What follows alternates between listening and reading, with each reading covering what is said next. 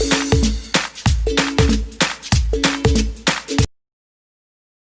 दोस्तों, कैसे हैं आप? आई होप आप लोग बहुत अच्छे होंगे। आज का जो हमारा टॉपिक है वो है अकाउंट्स के ऊपर में। और ये टॉपिक मैंने बहुत सोच समझ के चुना है और ये उन लोगों के लिए है जो अकाउंट्स जिन्होंने रखा हुआ है और वो अकाउंट्स का इंटरव्यू देने के लिए जाएंगे। आज मैं उन लोगों को बताऊंगा कि अकाउंट्स के इंटरव्यू में कहीं भी कौन कौन से बेसिक क्वेश्चन हैं जो उनसे पूछे जाएंगे। इससे उनकी सहायता मिलेगी और वो तैयारी करके जाएंगे तो उनको पूरे चांसेस रहेंगे कि उनको वो जॉब मिल ही जाएगी। इसके लिए मैंने 15 बेसिक क्वेश्चंस की लिस्ट बनाई है जो मैं आगे आपको एक एक करके उनके आंसर के साथ बताऊंगा, जो जनरली पूछे जाते हैं। उसमें से यदि इन्होंने 15 के 15 को समझ लिया और उनके सटीक आंसर दे दिए तो 100 नहीं 200% चांसेस बन जाते हैं कि उनको ये जॉब अलॉट हो ही जाए। के साथ अपना वीडियो का आरंभ करते हुए और आपको मैं सब क्वेश्चंस के आंसर बताऊंगा। आप लोगों से दोस्तों एक अनुरोध है साथ में कि इस वीडियो को ज़्यादा से ज़्यादा शेयर करें और सब्सक्राइब करें और लाइक तो ज़रूर करें। चलो वीडियो का प्रारंभ करते हैं बिना कोई समय गवाए हुए। इंटरव्यू में पूछे जाने वाला सबसे पहला बेसिक क्वेश्चन जो होता है वो होता है गोल्डन रूल क्या होता है। तो इसी तरीके से हमारा भी पहला क्वेश्चन यही बना, जो गोल्डन रूल क्या होता है ये हमारा क्वेश्चन है। आपको इस क्वेश्चन का आंसर इस तरीके से देना है। अकाउंट्स 3 प्रकार के होते हैं। पहला रियल अकाउंट, दूसरा नॉमिनल अकाउंट, तीसरा पर्सनल अकाउंट। रियल अकाउंट का जो रूल होता है वो होता है डेबिट व्हाट कम्स इन और credit what goes out. Personal account का होता है debit the receiver, credit the giver. और नॉमिनल अकाउंट का होता है डेबिट ऑल एक्सपेंसेस और losses, credit all income and gains. ये तीनों जो रूल्स हैं इन्हीं को ही अकाउंट्स में गोल्डन रूल्स बोला जाता है।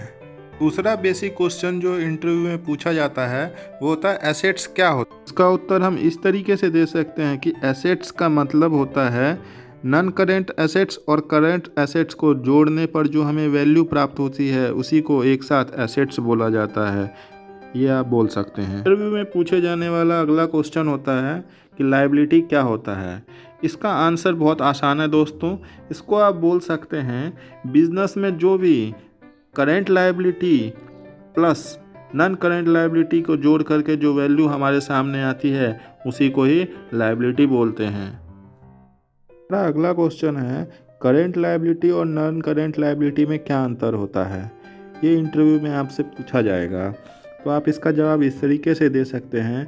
करंट लायबिलिटी वो लायबिलिटी होती है जिनकी पेमेंट हम 12 महीने के अंदर में कर देते हैं और नॉन करेंट लायबिलिटी वो लायबिलिटीज़ होती है जिनका हम 12 महीने के बाद में पेमेंट करते हैं।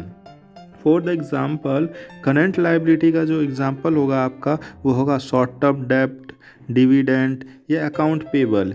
इसी तरीके से नॉन करेंट लायबिलिटी का जो एग्जांपल होगा वो होगा long term loan, bonds, deferred tax liability. Question जो हमसे पूछा जाता है इंटरव्यू में या जा सकता है वो होता है करेंट एसेट्स और नॉन करेंट एसेट्स में क्या अंतर होते हैं।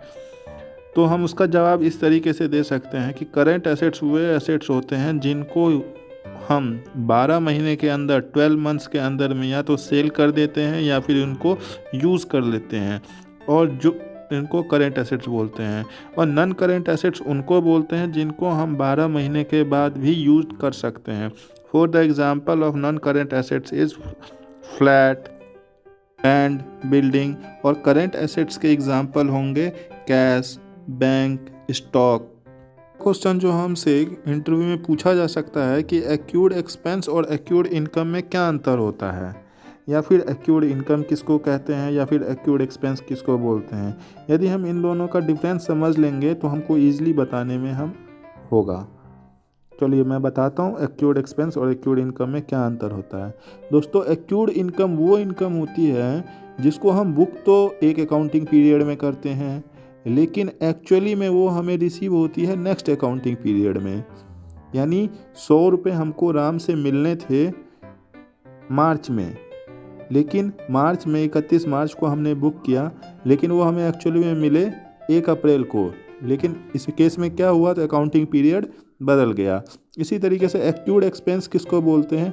एक्यूड एक्सपेंस उन एक्सपेंस को बोलते हैं जिनको हमें पेमेंट करनी थी इसी अकाउंटिंग पीरियड में, करंट अकाउंटिंग पीरियड में, लेकिन हम उनकी पेमेंट कर रहे हैं नेक्स्ट अकाउंटिंग पीरियड में, तो इसी को बोलते हैं एक्यूड एक्सपेंस। अगला सवाल जो इंटरव्यू में हमसे पूछा जा सकता है कि प्रीपेड एक्सपेंस क्या होता है, या फिर प्रीपेड इनकम क्या होता है, या फिर प्रीपेड एक्सपेंस और प्रीपेड इनकम में अंतर बताइए। तो दोस्तों इसका आंसर ये होगा, प्रीपेड एक्सपेंस उन एक्सपेंस को बोलते हैं जिन एक्सपेंस की पेमेंट हम पहले ही कर देते हैं। जैसे कि यदि हम मोबाइल का कोई रिचार्ज कराते हैं तो प्रीपेड, उसमें प्रीपेड मोबाइल होगा, तो प्रीपेड मोबाइल यदि होगा तो हम उसकी पेमेंट पहले ही कर देंगे। LIC की पेमेंट जो करते हैं वो पहले कर सकते हैं एडवांस में। इसी तरीके से प्रीपेड एक्सपेंस की बात हो गई है, तो अब प्रीपेड इनकम की, यदि हमें किसी से पैसे ले आने थे और उसने हमको पहले ही पेमेंट दे दिया तो इसको प्रीपेड इनकम बोलेंगे। तो आशा करता हूँ ये समझ में आ गया होगा प्रीपेड एक्सपेंस और प्रीपेड इनकम में क्या अंतर होता है, और आप इंटरव्यू में इसको बहुत आसानी से बता सकते हैं। क्वेश्चन है जो प्रोविज़न किसे कहते हैं? प्रोविज़न कहते हैं, प्रोविज़न वर्ड जो बना हुआ है प्रो प्लस विज़न, यानी पहले से ही विज़न क्लियर करके चलने के लिए। कंपनियां क्या करती हैं, कंपनीज अपने फ्यूचर में होने वाले खर्चों के लिए अभी से ही प्रोविज़न बना लेती हैं। हो सकता है कि वो खर्चे के लिए जब वो खर्चा हो उस टाइम पे उनके पास पेमेंट ना हो पैसा देने के लिए। जैसे कि जो फेमस चीज़ें हैं जिनका प्रोविज़न कंपनीज बनाती हैं, वो है प्रोविज़न फॉर टैक्सेशन, टैक्स का अमाउंट भरने के लिए, provision for depreciation, provision for doubtful debts, यदि कोई पैसा लेके भाग जाए, कोई डेटर और पैसा ना दें, तो इन सब चीज़ों के लिए कंपनीज प्रोविज़न बनाती हैं। आई होप समझ गए होंगे। प्रोविज़न का मतलब जो होता है भविष्य में होने वाले खर्चों के लिए अभी से पैसा जमा किया जाता है, उसे ही प्रोविज़न कहते हैं। अगला क्वेश्चन है जो कंपनी का जो बैलेंस शीट है वो कौन से शेड्यूल के हिसाब से बनाया जा रहा है अभी? तो इसका आंसर होगा, कंपनी का जो अभी बैलेंस शीट है वो शेड्यूल 3 ऑफ कंपनी एक्ट 2013 के हिसाब से बनाया जा रहा है। क्वेश्चन जो इंटरव्यू में पूछा जा सकता है कि एक्यूमुलेटेड डेप्रिसिएशन क्या होता है, या फिर एक्यूमुलेटेड डेप्रिसिएशन और नॉर्मल डेप्रिसिएशन में क्या अंतर होता है? तो दोस्तों डेप्रिसिएशन का मतलब तो आप लोग जानते ही होंगे, डेप्रिसिएशन आपने 11th के चैप्टर में पढ़ा ही होगा। डेप्रिसिएशन जो फिक्स एसेट्स की वैल्यू में जो कमी आती है उसी को हम डेप्रिसिएशन बोलते हैं। और एक्यूमुलेटेड डेप्रिसिएशन का मतलब होता है जब ये डेप्रिसिएशन जो हम हर एक साल चार्ज करते रहते हैं, तो कुछ समय के बाद एक वैल्यू इकट्ठी हो जाती है, तो उस टोटल वैल्यू को ही हम एक्यूमुलेटेड डेप्रिसिएशन बोलते हैं।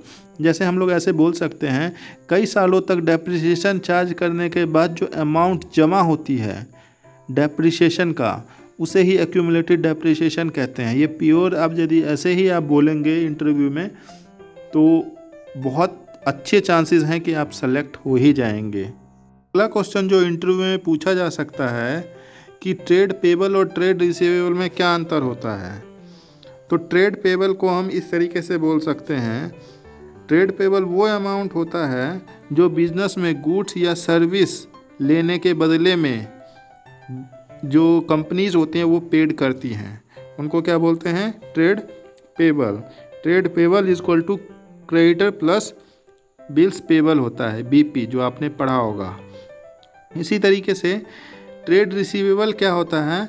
ट्रेड रिसीवेबल उस टोटल अमाउंट को कहते हैं जो बिजनेस में गुड्स को सेल करके या फिर सर्विस दे करके प्राप्त होता है, उस अमाउंट को ट्रेड रिसीवेबल कहते हैं।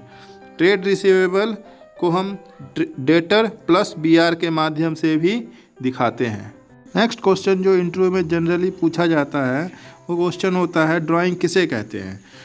तो दोस्तों ड्राइंग उसे कहते हैं जब बिजनेस का ओनर अपने पर्सनल यूज़ के लिए पैसे निकालता है अपने पर्सनल के खर्चों के लिए बिजनेस में से, तो उसे ड्राइंग कहते हैं।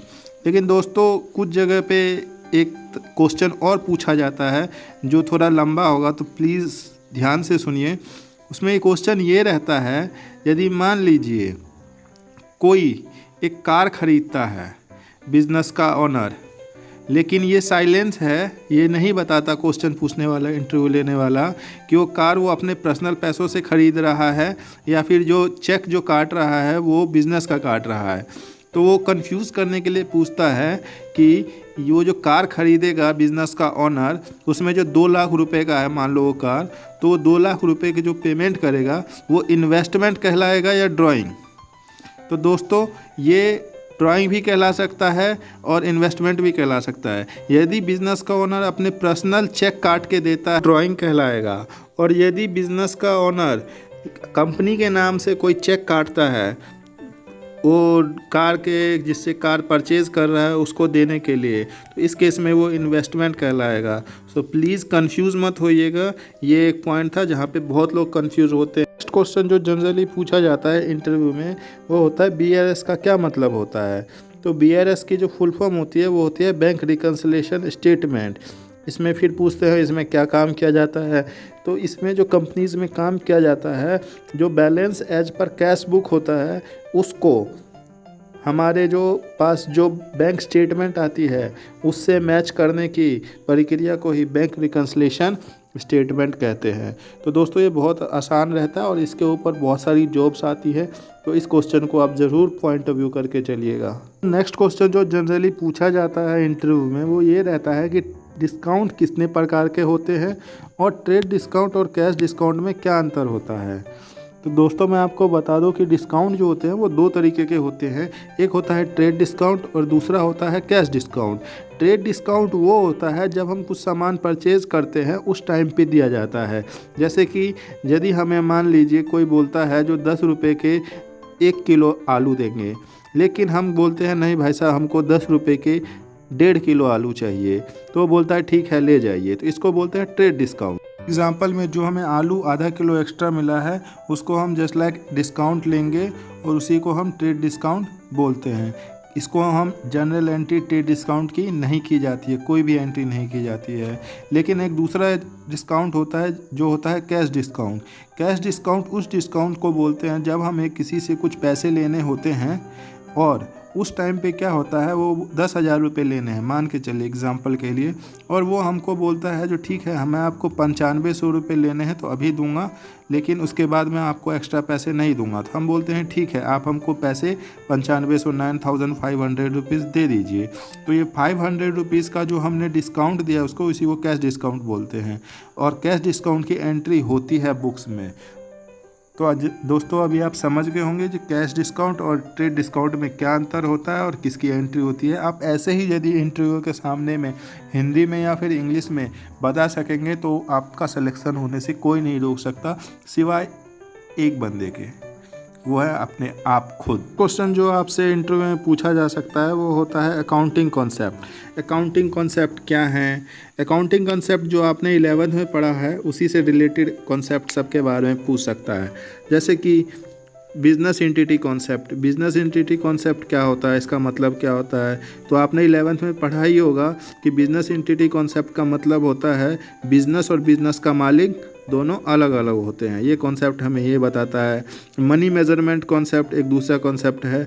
तो मनी मेजरमेंट कॉन्सेप्ट वो कॉन्सेप्ट होता है हम सिर्फ उन्हीं चीज़ों की एंट्री कर सकते हैं जिनको हम पैसों में तोल सकते हैं। जैसे यदि अमिताभ बच्चन जी हमारे पास आके वो हमसे थैंक यू बोलेंगे तो इसकी कोई पैसे की वैल्यू नहीं है, मनी में इसको हम नहीं तोल सकते, इसलिए इसकी एंट्री नहीं होगी। लेकिन अमिताभ बच्चन जी आके यदि हमको एक घड़ी देते हैं तो उसको हम तोल सकते हैं, उसकी कुछ प्राइस होगा, तो इसको हम मनी मेजरमेंट कॉन्सेप्ट के अंदर में इसकी जनरल एंट्री करेंगे।